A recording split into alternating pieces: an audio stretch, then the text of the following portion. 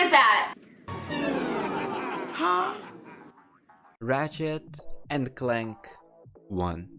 The game that has started the whole avalanche of Ratchet and Clank games. There has been some hits in it, like this for example, or misses, like this for example. We do not talk about them, okay? No. This game has aged like fine wine. Actually, scrap that. No, it is not fine wine, it is moldy cheese. It is a nicely molded cheese from 20 years ago. RNC1 is probably the weakest from the trilogy. Also, if you're looking for a professional review, you are in the wrong place, buddy. Wrong place. First of all, I think the graphics do stand up till this day. It's impressive for a game that came out in 2002. The open world feeling does make the game more exciting than it is. I mean, the game is hardly really exciting. It's full of punches and a great story. The game takes place in the Solana galaxy, where most of the planets and bases are, sci-fi themed, like that. There are multiple big cities in this galaxy, my personal favorite being the best one, Kerwan. It is the best one simply, you cannot compare to anything. The story is that Ratchet goes to stop Drake, which, spoilers alert, he did.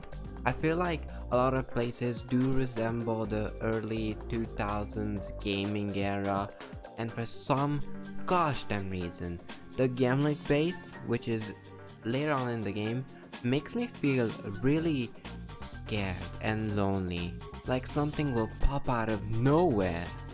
Hi, sisters! Anyways, so like I mentioned before, Ratchet defeats Drake while having Clank literally on its back.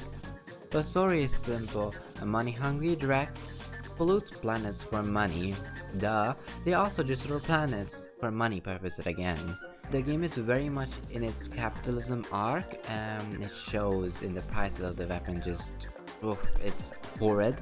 The main three characters are Ratchet, Clank, and Captain Quark. Well, he's not that big of a main character, but I feel like he is, the biggest side character that, is practically still alive. Captain Quark was not as annoying in this game like he is in like other titles. I really much liked him. Although Ratchet was a bit of a bitch here, Ratchet was just sometimes have an unlikable personality, but I loved that Ratchet was, not like this, oh, besties with Clank at the start. No, that's not how it was. He was kind of a asshole.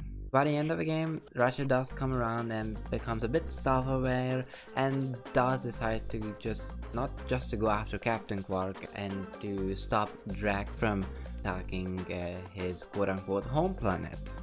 I won't go into depth with the weapons because I want to do a separate video talking about the weapons, but I will say my top 3 is probably the Tesla Claw, the Devastator, and the unpopular opinion, the Blaster. I do like these 3.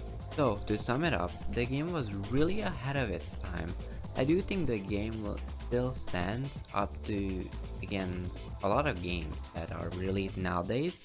So I recommend for everyone who wants to check it out, I advise you to try it out at least once because it is a great game and a great story.